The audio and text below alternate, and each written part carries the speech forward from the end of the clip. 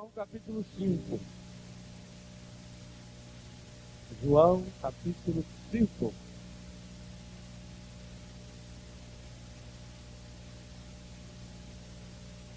Versículos 24, 39 e 40. Não esquecendo o tema desse acampamento. Eu vim para que todos tenham vida em abundância, vida em plenitude. À luz desse tema, nós lemos agora João, capítulo 5, versículos 24, 39 e 40. Em verdade vos digo, quem ouve a minha palavra e crê naquele que me enviou, tem a vida eterna. Vida eterna no Evangelho de São João, vida em plenitude, vida em abundância, são a mesma realidade. A vida eterna no Evangelho de São João nunca é no sentido só de depois da morte. Aliás, isso a gente precisa se convencer. Jesus não veio ao mundo só para nos salvar para depois da morte. Jesus veio ao mundo nos ensinar a viver nesse mundo. Quem não aprender a construir o céu nessa vida, depois da morte não vai para o céu. Senão não teria sentido nenhum a encarnação de Jesus. Então essa vida eterna, essa vida em plenitude. Em verdade vos digo, quem ouve a minha palavra e crê naquele que me enviou, tem a vida eterna e não incorre em condenação, mas passou da morte para a vida. Versículo 39. Veja que ele aplica o que ele falou no versículo 24. Vós perscrutais as Escrituras, julgando encontrar nelas a vida eterna. Pois bem, são elas mesmas que dão testemunho de mim. Esse é o caminho. E vós não quereis vir a mim, para que tenhais a vida. Repita com um pouco de tristeza esse versículo 40. Vós não quereis vir a mim, para que tenhais a vida. Palavra da salvação. Se Jesus diz para nós, com todas as letras, eu vim para que todos tenham vida, significa duas coisas. Primeiro, se Jesus não tivesse vindo, nós não teríamos vida em plenitude. Enquanto não nos convencemos disso, meus irmãos, que sem Jesus nós jamais vamos experimentar a vida. Pegue exemplo prático disso. Rapaz e uma moça se amam, largam tudo para viver juntos, um amor lindo e maravilhoso, constrói a casa, compra apartamento, compra carro, um amor maravilhoso. 2, 3 anos depois, acabou.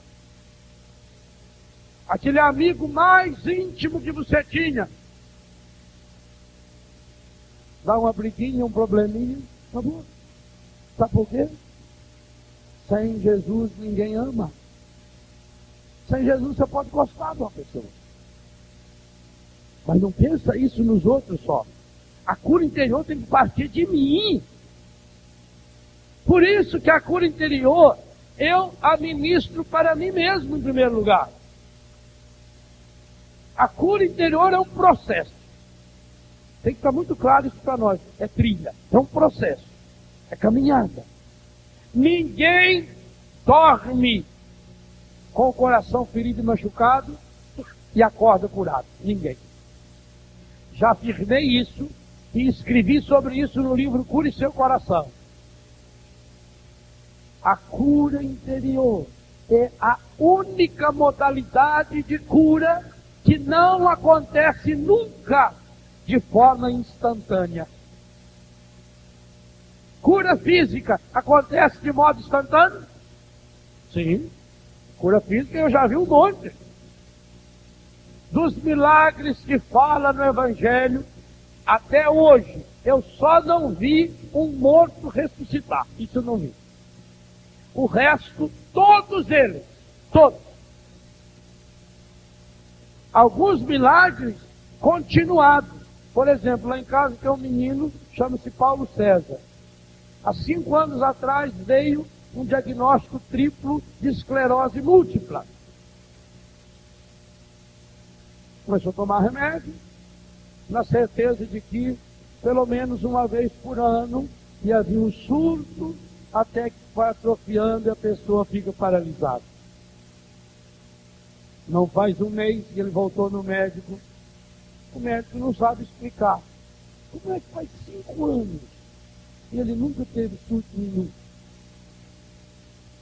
Lá em Guarapuava tem o Sandro, nosso consagrado, tem HIV, consagrado em Betânia, já fez uma meia dúzia de exames e os médicos não sabem dizer aonde o vírus se escondeu no corpo dele. Como é que não consegue descobrir que está esse vírus lá? Isso é milagre. Isso é milagre. Eu estou falando de 2 doenças que a medicina moderna, com todos os apetrechos que tem, diz que não tem cura. Estou falando de AIDS, estou falando de esclerose, e isso com documento na mão.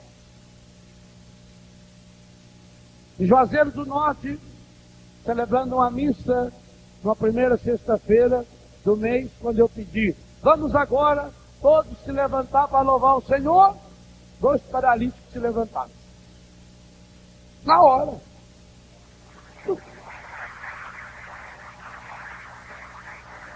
Então, milagre, cura física, eu todos. Surdo escutar, mudo falar.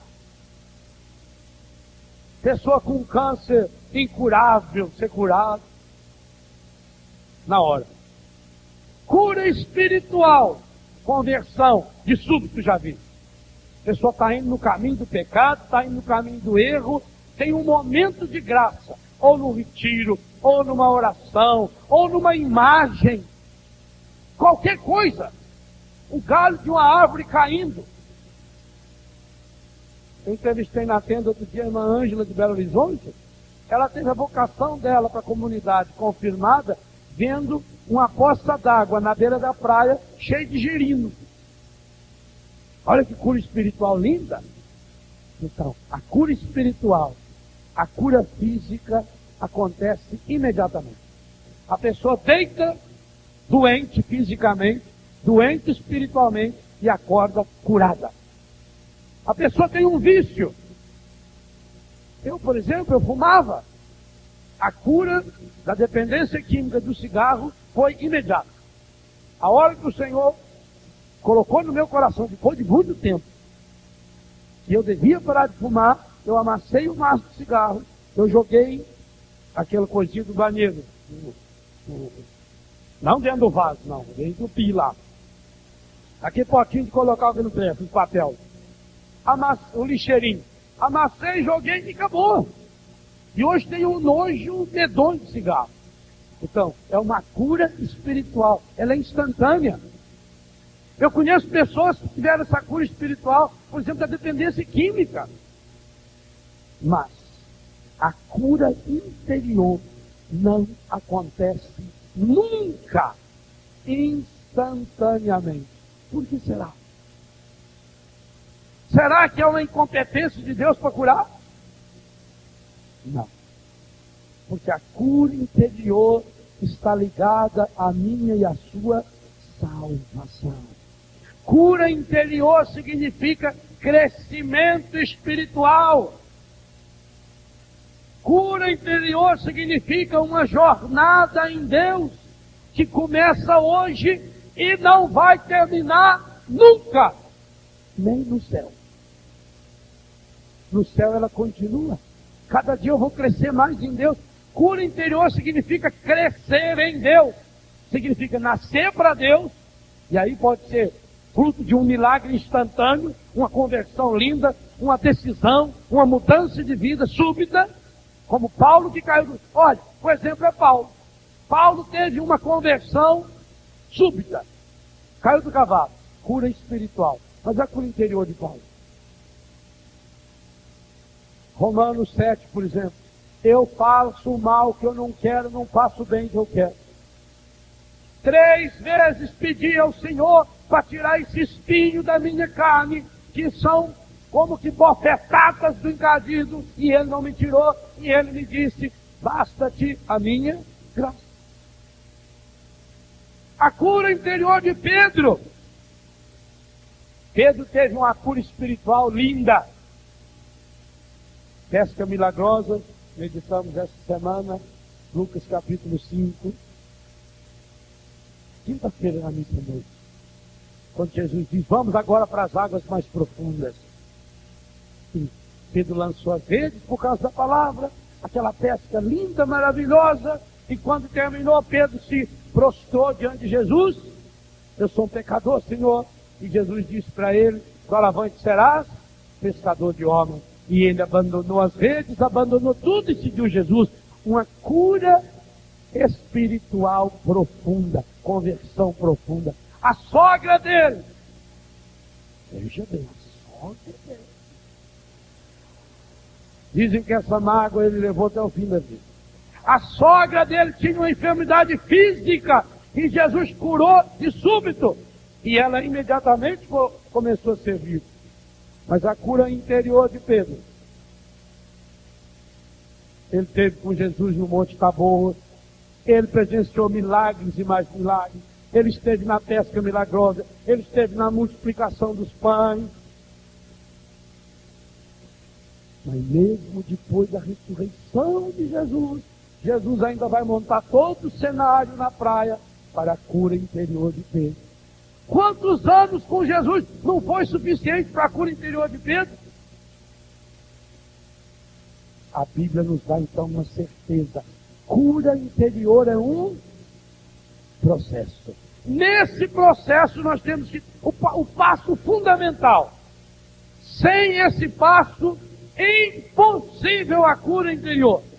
O passo é preciso ter um encontro pessoal com Jesus Cristo.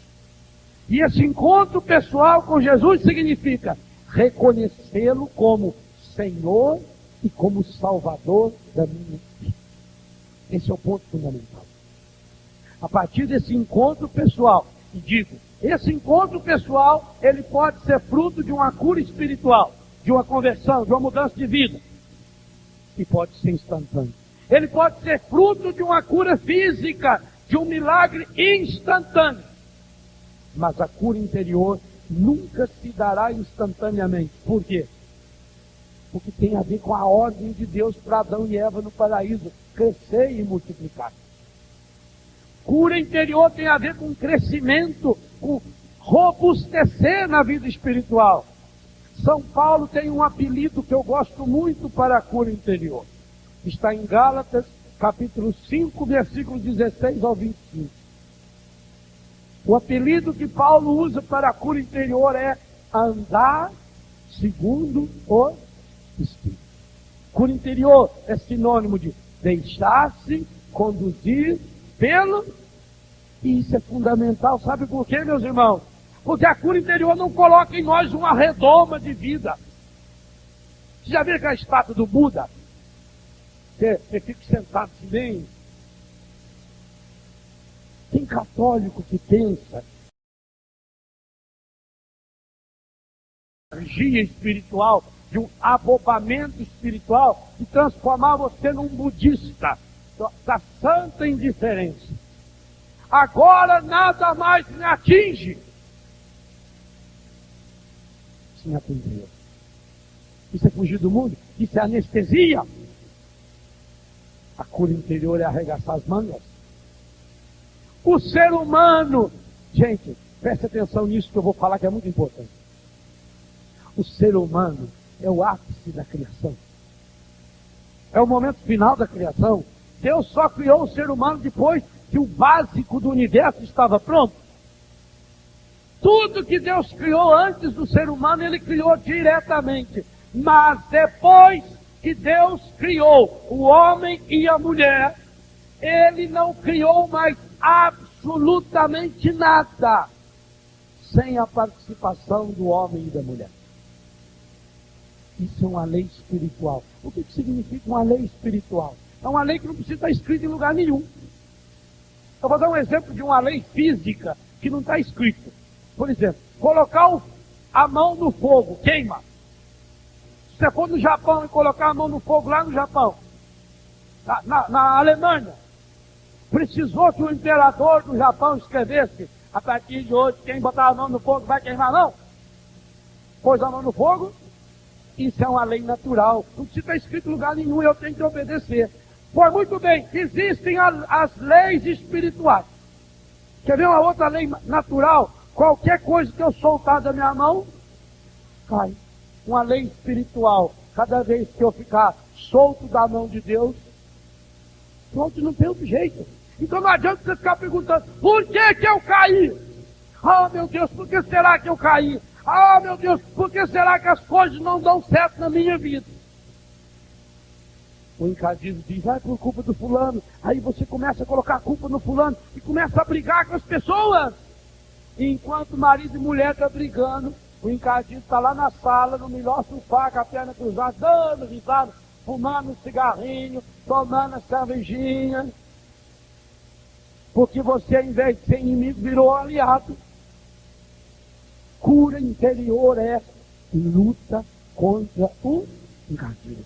São Paulo disse um outro apelido para a cura interior em Efésios capítulo 6, versículo 10. Cura interior é combate espiritual. E esse é o nome que eu gosto muito. Eu não gosto de gente fraca. Para mim, os fracos têm que ir tudo para o inferno. O inferno é lugar de gente... Eu não gosto de gente fraca, eu não gosto de gente que vive reclamando, eu não gosto de gente que desiste da vida. Você tem que fundar tudo. Porque a fraqueza, essa fraqueza, é imagem e semelhança do encadido.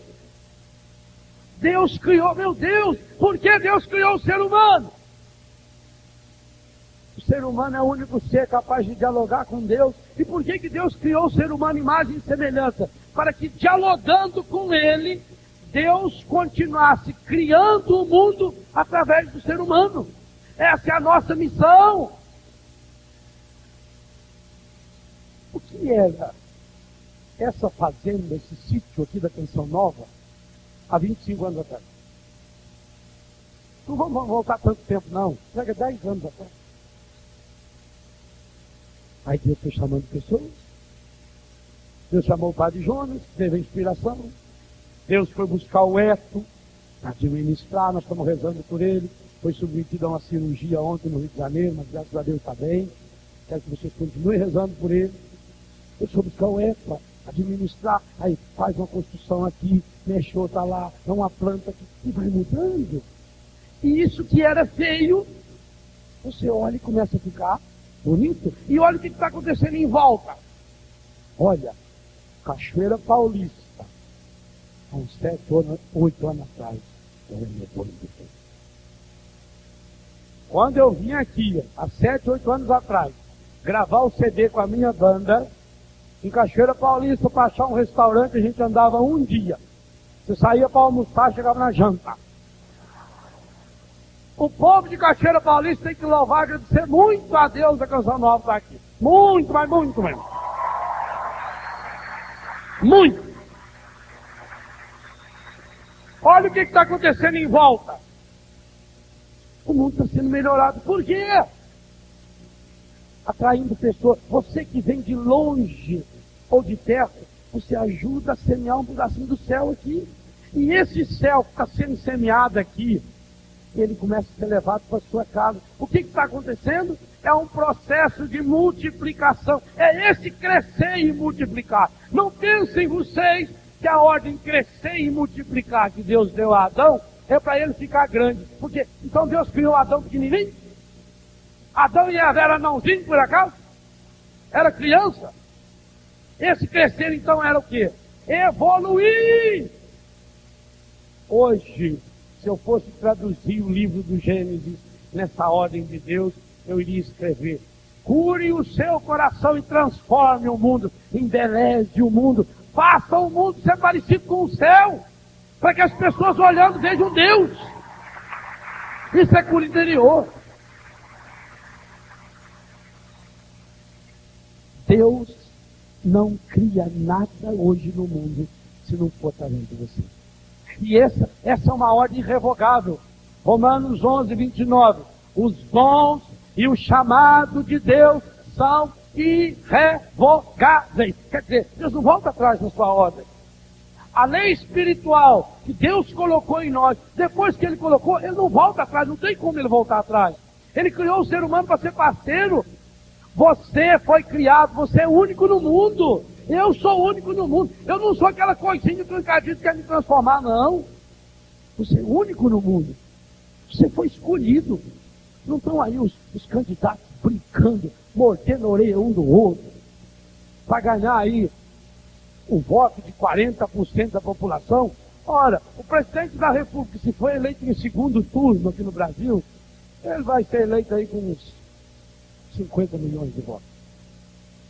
Você, para nascer, foi escolhido numa eleição que tinha pelo menos 150 milhões de possibilidades.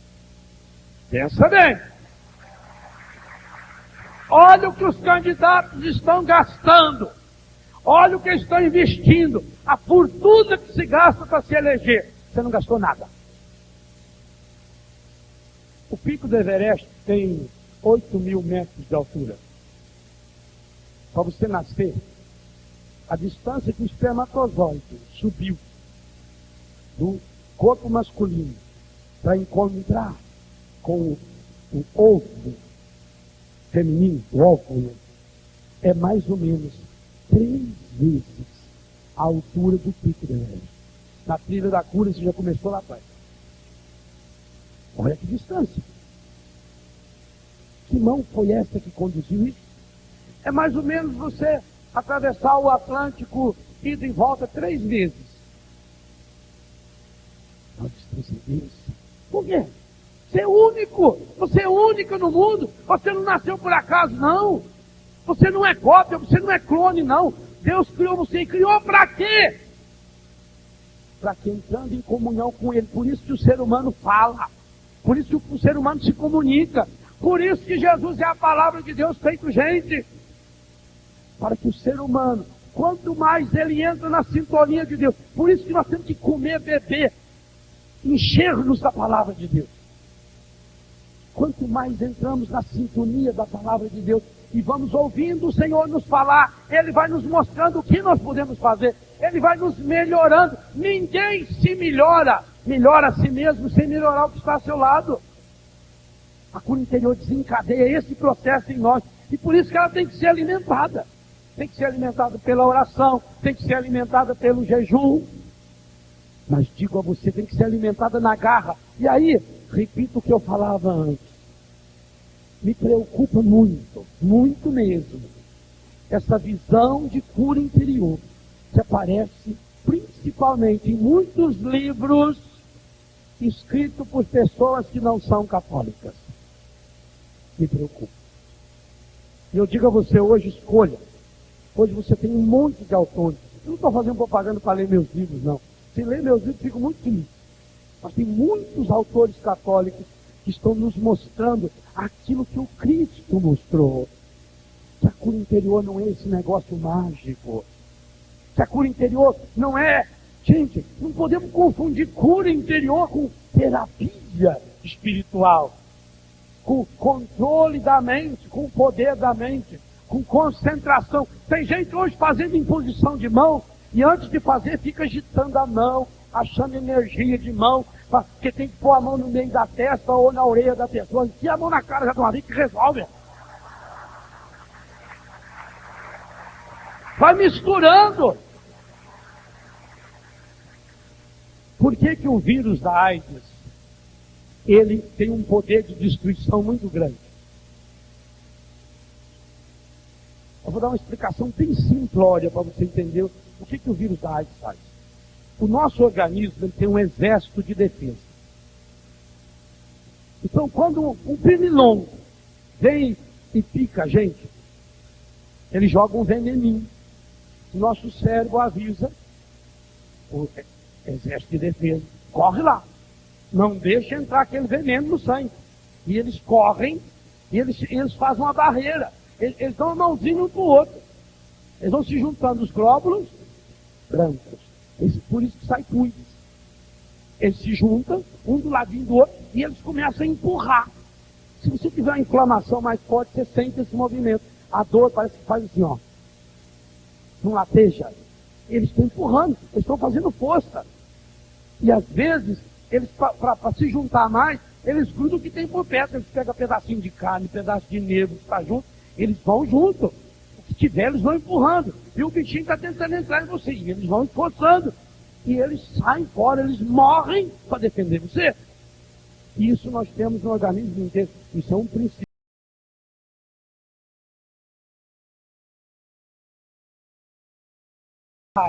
Ele não vem e ataca a pessoa. E se ele atacasse a pessoa, o exército dos glóbulos brancos, na mesma hora, ia correndo e expulsava. Ele é muito pequenininho. Ele é umas 500 vezes menor que um grão de farinha de trigo, que a senhora pega aquela farinha de trigo bem fininha, aquela especial, só põe em cima da mesa assim para fazer um pastelzinho, quando você chameia assim, ó, fica branquinho, pega um grãozinho daquele, divide por mais ou menos umas 500 vezes, é o tamanho do vírus do HIV. Ele é muito pequenininho. Então, ele é muito menor, muito menor que o veneninho que o pernilongo põe na gente. Então, por que ele mata? Porque ele é parente do incativo. Ele tem o costume de disfarçar. Ele é safado. O incativo não disfarçou de cobra. Ficou lá escondidinho no meio do mato. Ele é primo. Colega. Ele entra no corpo disfarçado. E aí, sabe o que ele vai fazendo? Ele vai fazendo amizade com os glóbulos brancos nossos. Vai ficando colega, vai dando um chadeirinho para um, vai dando uma recordação para outro, vai fazendo amizade. E no que ele vai fazendo amizade, ele vai se infiltrando, ele vai tomando conta. E aí, o nosso exército de defesa. Você já viu o namorado lembrar a hora de morte? Olha aí. Os nossos leucócitos, os nossos exércitos de defesa, estão namorando HIV. Estão lá nos dedinhos, no bracinho. E aqui está passando os vírus para matar nós. Por isso que um vírus de nada mata a pessoa. Esse processo é o que o encardido faz no nosso coração. Ele é muito fraco, gente. O encardido é um anjo decaído. Ele é infinitamente menor do que Deus, mas infinitamente menor. Ele é criatura. Em certo sentido, ele é menor do que o ser humano, porque ele não é imagem e semelhança de Deus. O ser humano é. E ele tem uma raiva danada do ser humano sem imagem e semelhança de Deus. E ele quer destruir essa imagem. Para ele destruir, ele sabe que ele, se vier enfrentar nós, ele está perdido. Ele sabe disso. Ele não nos enfrenta. Eu já falei isso em muitos lugares. Eu, se estivesse como sacerdote, como eu estou aqui agora, paramentado, diante de vocês, nesse lugar, eu seria capaz de enfrentar o inferno inteiro e sairia vitorioso. Eu não tenho isso. E ele sabe disso, por isso que ele não vem me enfrentar aqui. Aqui ele sabe que ele não pode comigo. Mas ele, como é parente lá da cobra, eles vão disfarçando, escondendo, ele vai me observando, ele vai observando você para descobrir Aonde está o nosso ponto fraco? O nosso calcanhar de Aquiles. Por isso que a cura interior tem a ver com a salvação, gente. É fundamental a cura interior. É a necessidade mais profunda que nós temos hoje de entrar nessa batalha. Para que Ele não ache em nós esses pontos fracos. E você tem ponto fraco? Eu tenho um monte. E aí então? Então nós estamos perdidos? Não. A cura interior é o processo pelo qual eu começo a deixar Jesus ser o Senhor das minhas fraquezas. Então, quando o encardido chegar no meu ponto fraco, ele vai dar de cara com quem não. E Jesus vai dizer para ele: ô imbecil, aqui tem dono, aqui não. Ai, fora! Show! Vai lá para aquele porco. Me mandou aquela vez? Desce lá no meio daquela porcaria tudo pra lá. Vai lá. Mas aí o que acontece que o encardido faz? E por isso a cura interior é tão fundamental. Ele faz você e eu camuflarmos a nossa fraqueza.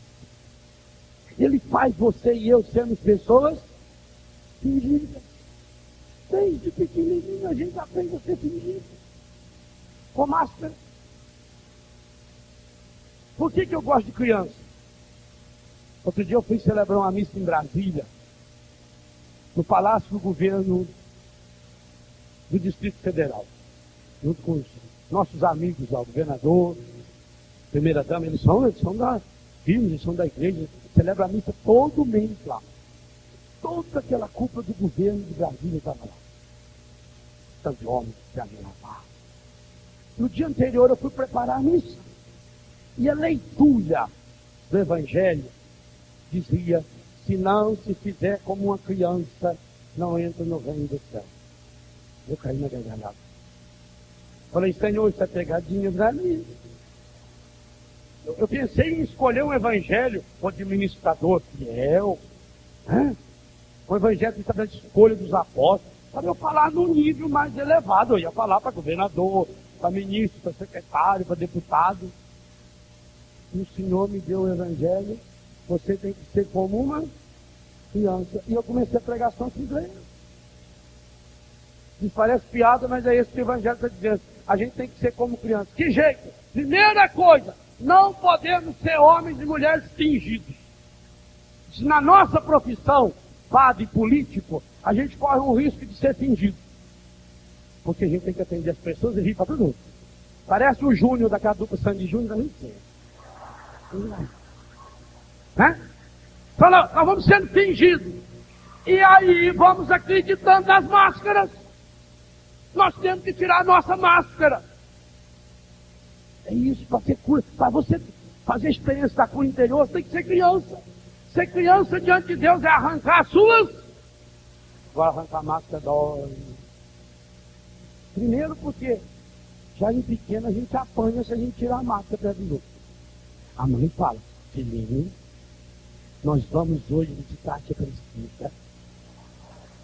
Você, por favor, coma bastante aqui. E eu não quero que você me faça passar vergonha. Tá bom? Comeu dentro. Aí vamos para a tia Cristina. Você vai comer. A tia Cristina fala: vamos tomar um café?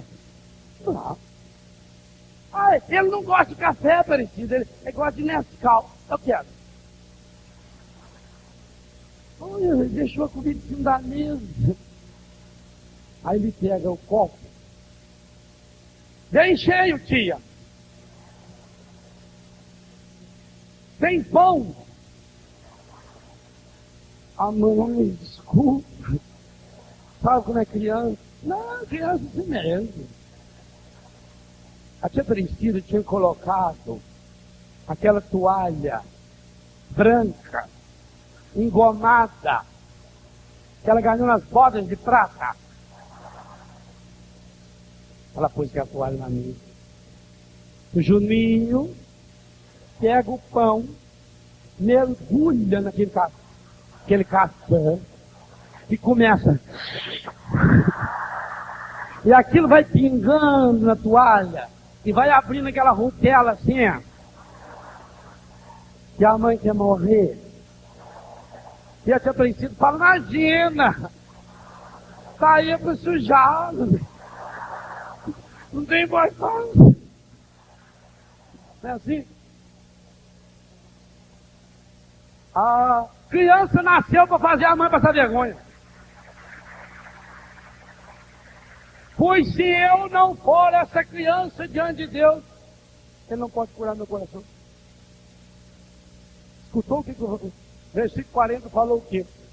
Vocês não querem vir a mim para que sejam curados. Vós não quereis vir a mim para que tenhais a vida. O que eu tenho que fazer para ir até Jesus? Tirar as minhas máscaras. Lembra Davi? Davi, quando se ofereceu para enfrentar o Golias, todo mundo riu dele. Eu tenho que Davi, um fracotinho aí, um homem que vive só jogando pelotado com estilingue, tocando harpa. Aí eu vou. Aí puseram a armadura nele. A hora que puseram a roupa nele, ele não conseguiu andar. Puseram aquele negócio.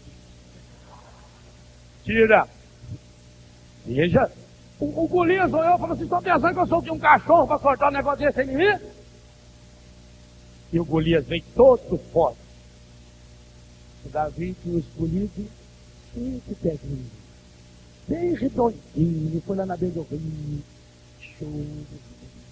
Porque ele sabe que a pedra redonda, quando você solta, ela vai fazendo assim. Pôs uma ali no estilingue, ficou olhando aquele bicho. Quanto maior o alvo, melhor. Quanto maior a árvore, maior é o tombo. Ele olhou bem no meio das ventas dele aqui, ó.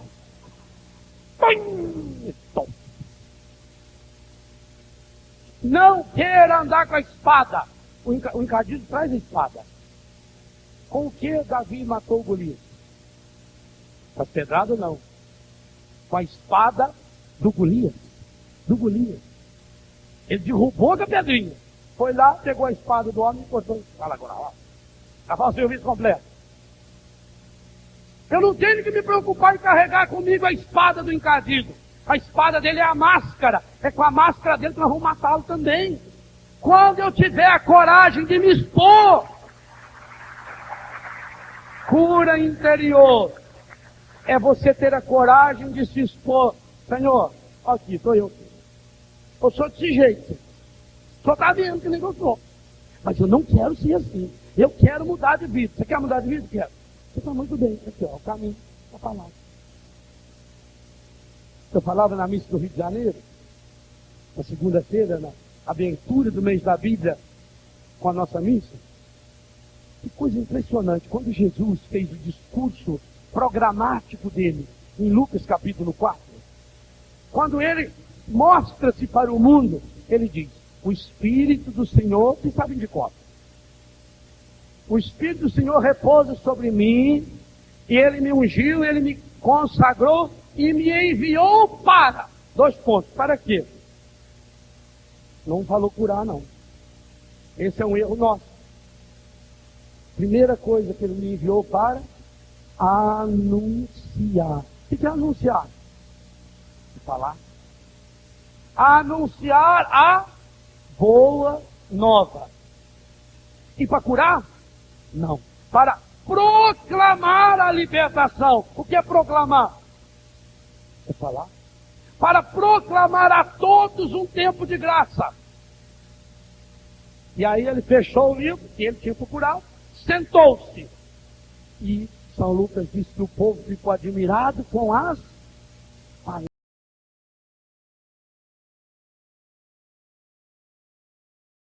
Eu vim para curar. Eu vim para expulsar demônios. Não. Ele disse, eu vim para anunciar a boa nova. Ou seja, eu vim para dar a vocês uma palavra que cura, uma palavra que liberta, uma palavra que restaura. É isso que Jesus... Ele, o Verbo de Deus, se fez carne e habitou entre nós. Ele é a palavra, porque Ele é a palavra, aquela mesma palavra do Gênesis, do Deus que pela palavra criou o mundo inteiro e criou o ser humano. Jesus, a palavra de Deus, veio nos dar uma palavra. Por isso São Pedro vai dizer: Senhor, a quem iríamos nós? Tu tens palavras de vida eterna. E o único ser do universo que pode acolher a palavra é você, sou eu. E esse é o primeiro grande passo na trilha da cruz. Eu, se quero ser um homem e uma mulher de coração curado, eu preciso ser especialista na palavra. O meu alimento tem que ser a palavra. E uma pena. É uma pena, principalmente para nós católicos, porque vivemos no Brasil. O país, não tem país no mundo que tem tantas traduções da Bíblia como o Brasil tem. Não tem. Pode ir na Itália, na Alemanha, países ricos, países cristãos, eles não têm tanta... No Brasil nós temos pelo menos umas 30 traduções diferentes da Bíblia. E infelizmente, os católicos não leem a palavra, não se alimenta com a palavra. Jesus disse aí para nós: que pena, vocês não vêm a mim, e por isso não recebem a palavra da vida. Jesus, a palavra, ele diz: eu sou o caminho, a verdade e a vida. Qual é a nossa trilha de cura? Jesus não diz: eu vou apontar um caminho, ele diz: eu sou o caminho. Nós não temos outro caminho a fazer, senão o caminho de Jesus. E qual é o caminho que Jesus percorreu? Gente, há um jogo de palavras que São Lucas aborda, que Mateus, que Marcos aborda na tentação de Jesus. Qual é o grande pedido que o encardido fez para Jesus? Pedido pessoal. Que Jesus se prostrasse.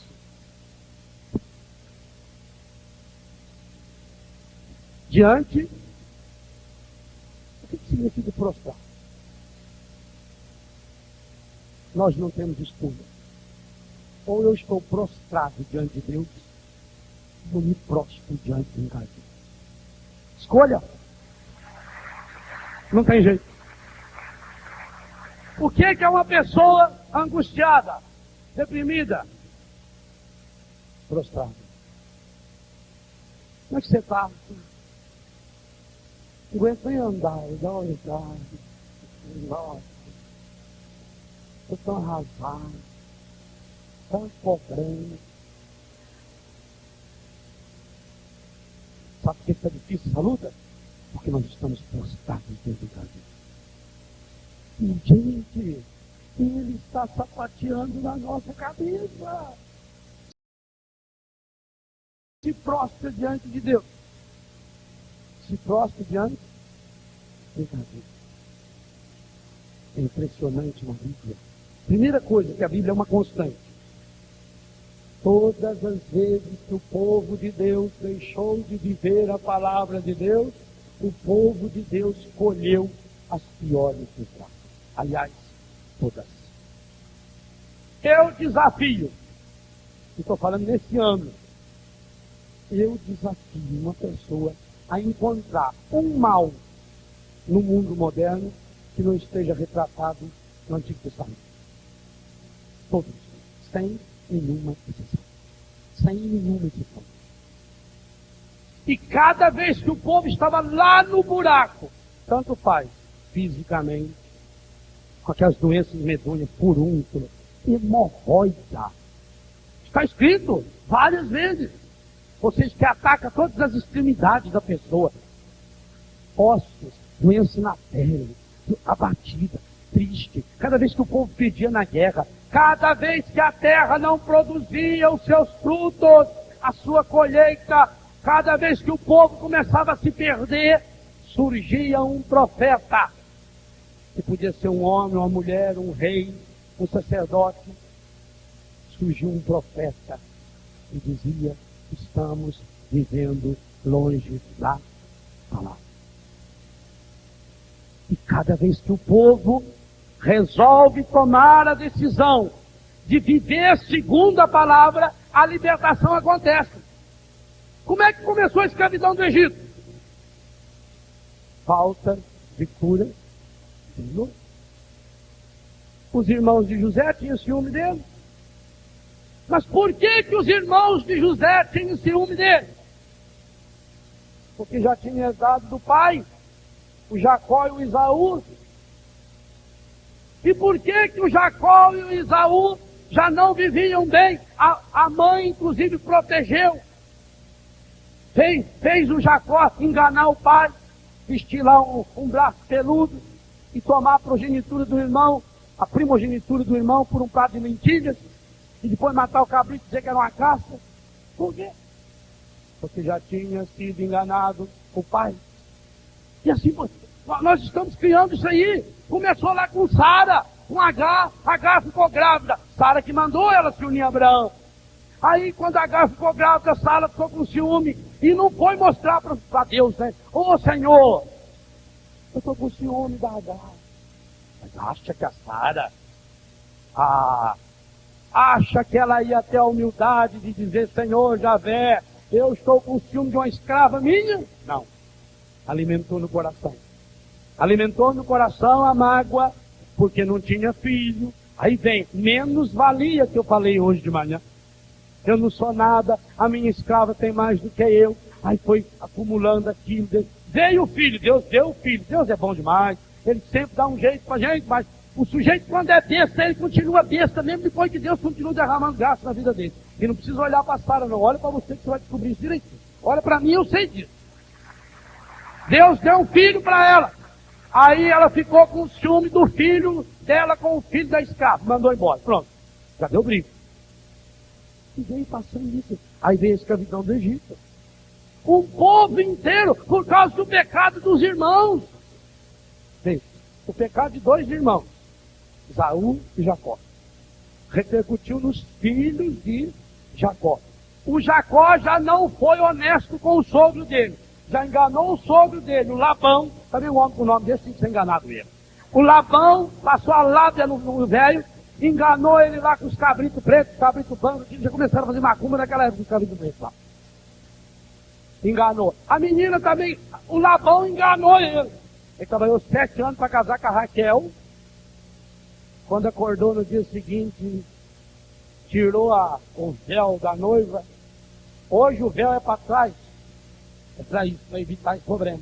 Antigamente era na frente. A hora que de manhã cedo ele levantou o véu, era a Lídia, a velhona. Aí foi brigar com o sogro, o senhor enganou eu! Não, até costumo casar primeiro as mais velhas. Mas eu queria mais nova, então mais 7 anos de trabalho. Trabalhou, galera. Começou errado e foi indo. E veja, eles vão passando de uma geração para outra. Aí os irmãos têm lá aquela inveja do José. O José ganhou uma túnica do pai, ficaram com inveja da túnica. Aí mentiram, venderam o José. E venderam o José para quem? Quem levou José para o Egito? Os descendentes do filho de Agar. Quando Esaú quis ofender o pai, ele foi procurar uma mulher para casar e foi buscar uma descendente do filho de Agar, uma ismaelita. E quem levou José para o Egito foram os ismaelitas, filhos de Ismael. E aí veio aquela escravidão. E olha a situação onde estava. Estava lá naquela podridão, 600 mil pessoas, escravos, como nós hoje, gente. Hoje nós estamos vivendo um novo Egito. Hoje nós estamos trabalhando para os novos faraós. Hoje tem pai de família trabalhando feito um condenado, para não conseguir nada, para faltar comida, e ainda cobra. Nós estamos vivendo um novo Egito. E por quê? Porque estamos reproduzindo corações feridos e machucados. E como é que Deus foi salvar o povo do Egito? Com Moisés. E Moisés vem e traz a palavra. Os 10 mandamentos, a lei de Deus. Eu sou o Senhor que te tirei do Egito. Agora, siga esses mandamentos. Mas olha, se você não seguir esses mandamentos, você é livre. Mas se você não seguir esses mandamentos, você vai experimentar algo muito, muito pior do que a escravidão do Egito. E o povo, não, nós vamos ser fiéis ao Senhor. E Deus foi fiel. Deus abriu o mar vermelho. Deus fez chover o maná durante 40 anos. O povo se revoltava, mas Moisés estava lá, orava pelo povo. Enquanto Moisés estava com os braços erguidos, o povo vencia. O povo voltava para a palavra, o povo vencia. Mas basta Moisés se afastar e o povo começa a se afastar da palavra. E já cria lá o bezerro de bronze. E já começa a criar os ídolos. E já começa a se misturar com os pagãos. E o povo vai se perdendo. Mas Deus continua conduzindo. Moisés continua renovando a aliança.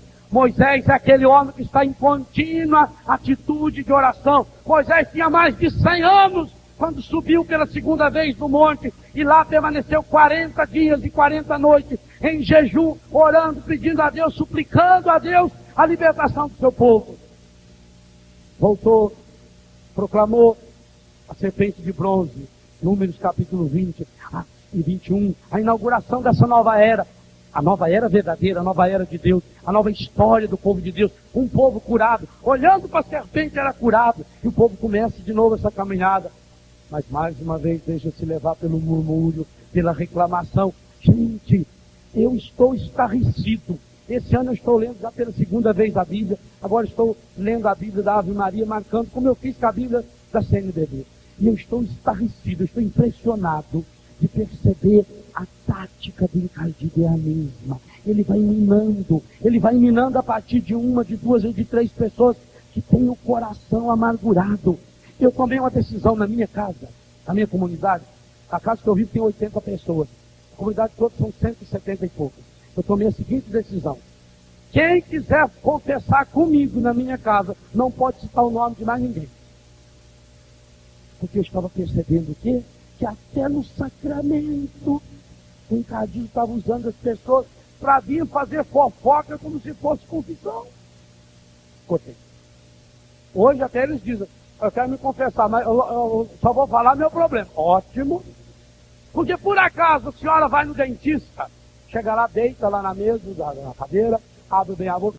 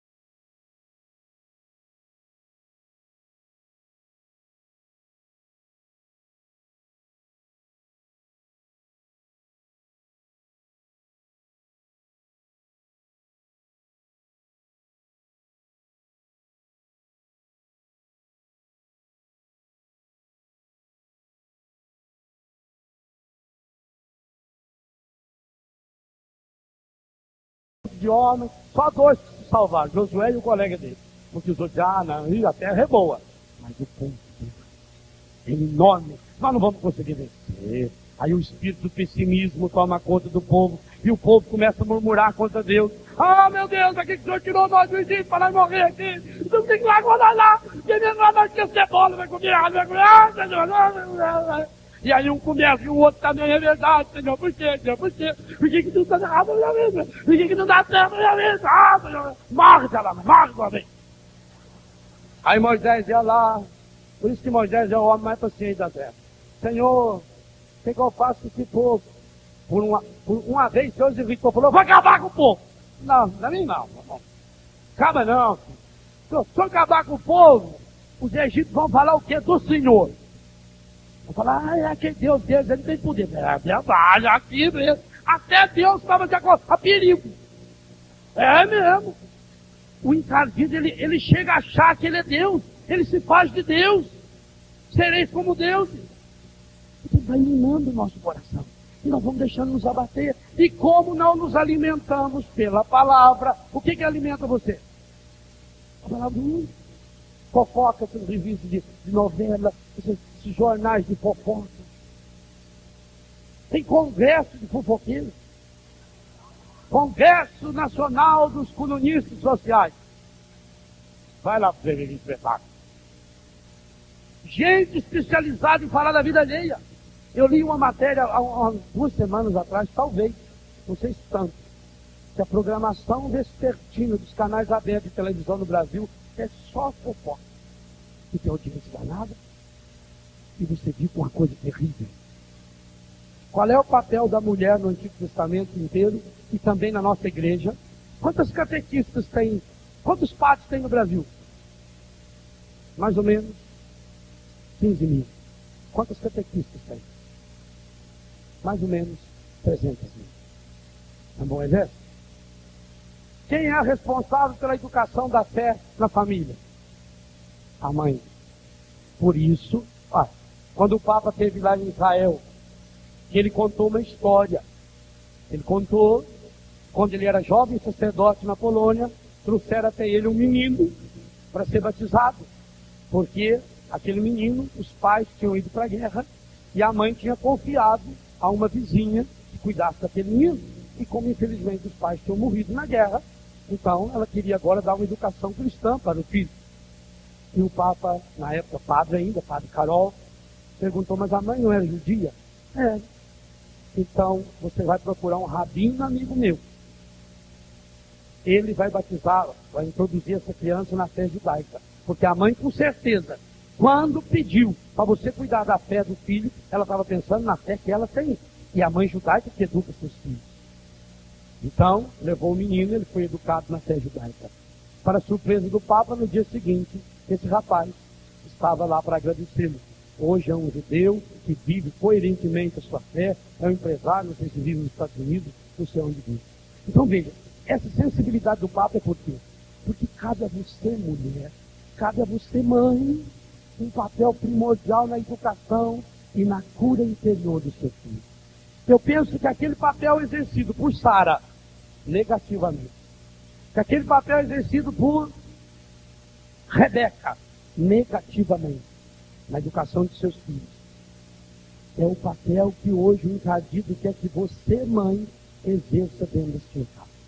E para que você, mulher, não eduque mais os seus filhos para Deus, então, como a mulher fica a maior parte do dia em casa, a dona de casa, e ela está em casa lavando, cozinhando, passando com a televisão ligada, o encardido prepara programas especiais para a mulher. E o programa especial para a mulher no Brasil é para falar futilidades da vida alheia. Para que as mulheres estejam cada vez mais com o ouvido cheio de fofoca, cada vez mais vazias, só pensando no ter, no poder, no prazer, só pensando no culto ao corpo, em tomar remédio para ficar mais bonita, em enxertar o seio com silicone para ficar igual aquela artista, em ser mulheres vazias. Pois vocês, mulheres renovadas, não pode ser assim, porque vocês têm uma bem à frente de cada um de nós aqui, aquela que foi cheia, plena da graça de Deus. E esse é o único jeito.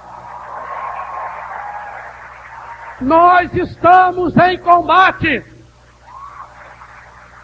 Mulher, você não pode ser usada para futilidade. E pior ainda é quando o homem deixa se conduzir pela fofoca. Esse é um espírito. Leiam por favor, meditem a palavra e vai riscando com canetas coloridas. Cada vez que vai aparecendo isso na Bíblia, você vai ficar assustado. Como é que o encardido conseguiu grandes derrotas do povo de Deus? minando, afastando o povo da palavra. Então, quando o povo se afastava da palavra, vinha sobre eles derrota, vinha sobre eles doenças, a família destruída, a terra não produzia. E aí, grandes momentos, eu quero retomar essa temática amanhã de manhã, grandes momentos de renovação do povo de Deus, acontecia quando o povo se reunia em assembleia, e essa tem que ser uma assembleia dessa. O povo se reunia em assembleia, assembleia do Sinai, assembleia de Siquém, Josué, capítulo 23 e 24. A primeira assembleia na terra prometida, o povo derrotado, agora reúne-se diante de Josué, e à luz da palavra, Josué pergunta: quem vocês desejam seguir? Quem vocês querem servir? A quem vocês vão viver de fato como Senhor da vida? Vocês são livres, escolham hoje. Escolha o Senhor ou não escolha. Eu e minha casa serviremos o Senhor. A quem você quer servir? A quem? Nós vamos servir o Senhor. E começava uma nova etapa. E o povo de Deus vencia todas as batalhas. As mais absurdas batalhas. Exércitos 50 vezes maior do que o exército de Israel perdia. Por quê? Porque Deus combatia com o seu povo. Cada vez com o seu povo estava unido a Deus. A vitória, por exemplo, sobre Ameleque. O povo de Deus, reunido em Deus, firme na palavra, ia com o ministério de música à frente cantando. E o povo de Deus vencia a batalha. Gideão venceu a batalha pela força da palavra. E assim todos eles. Depois vem Ezequias. Eu vou retomar esses personagens. A oração deles é fundamental para a nossa oração de cura interior. Josias, Esther, Judite, homens e mulheres, até que chega a plenitude dos tempos. Como São Paulo nos fala em Gálatas capítulo 4. Quando chegou a plenitude dos tempos, veio quem? Jesus. E Jesus deixa para nós com todas as letras, em Mateus capítulo 5, a partir do versículo 17. Eu não vim abolir a lei e os profetas. Eu vim levá-las à perfeição. E quando aquele jovem chegou para ele e falou: Senhor, o que fazer para ser curado? O que fazer para ter a vida? Ele virou para ele e disse: cumpra os mandamentos, volta para a palavra. E quando Jesus ressuscitado, com toda a plenitude, ele mesmo diz em Mateus 28, todo o poder me foi dado no céu e na terra. Portanto, Cristo ressuscitado é todo o poder de Deus. Ele é Deus na plenitude da sua divindade. Quando ele vem também em Emaús para curar o coração ferido daqueles dois discípulos, a pedagogia dele é a mesma. Ele começa a leitura da palavra de Moisés, pela lei, pelos profetas, tudo que aquilo ia falando dele e apontando para ele. Meu irmão, minha irmã, a pedagogia bíblica, a cura interior através da Bíblia, foi iniciada pelo Pai, consumada pelo Filho e é conduzida pelo Espírito Santo hoje. Agora, se você não fizer a sua parte, eu sinto muito, meu irmão e minha irmã, muitas outras desgastes vão continuar caindo na sua e na minha cabeça.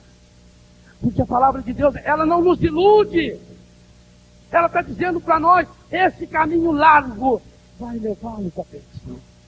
A palavra do mundo é uma palavra bonita, é uma palavra que amacia o nosso ego, a gente fica feliz, o encadido está sempre nos elogiando. A palavra de Deus é uma palavra dura. Eu disse a vocês que não ia ser uma pregação agradável no sentido de coisa fácil, de moleza. Não! A palavra de Deus é dura, porque a palavra de Deus exige para mim, Léo, o que você precisa mudar, Léo? Léo, o que você precisa renunciar? Esse caminho que você está indo, Léo, está te levando para o inferno. E você vai levar mais gente para o inferno, meu irmão. E esse Jesus hoje olha para mim, para você também. Eu quero salvar você. Mas Deus não nos violenta. E essa também é uma lei espiritual. Jesus diz: eu estou à porta e bato.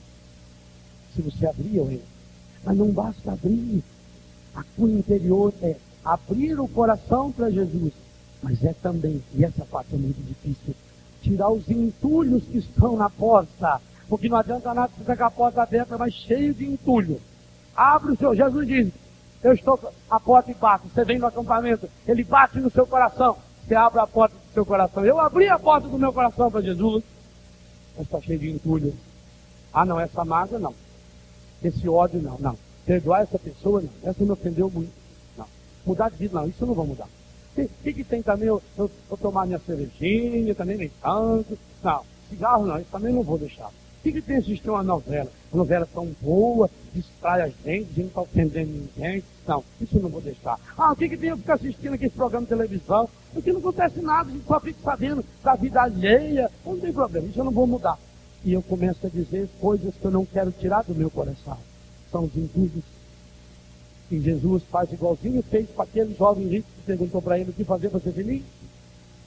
Jesus olhou para ele com tristeza, porque ele não teve coragem de largar tudo. Qual é o preço para comprar o retrato do filho? Tudo.